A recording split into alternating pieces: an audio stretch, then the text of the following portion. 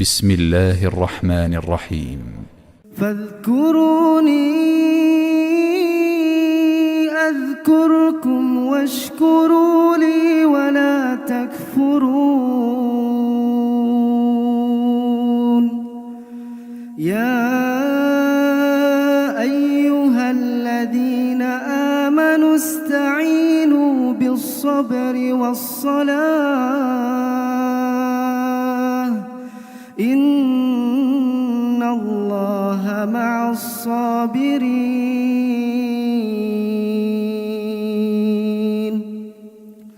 ولا تقولوا لمن يقتل في سبيل الله أموات بل أحياء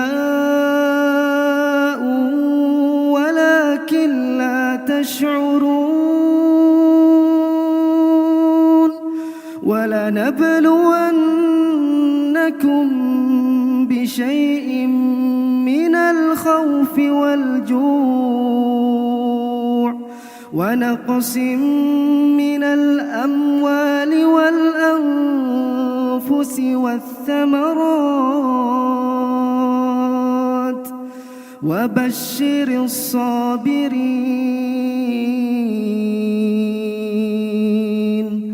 الذين إذا أصابتهم مصيبة قالوا إنا لله وإنا إليه راجعون. أولئك عليهم صلوات من ربهم ورحمة وأولئك هم المهتدون.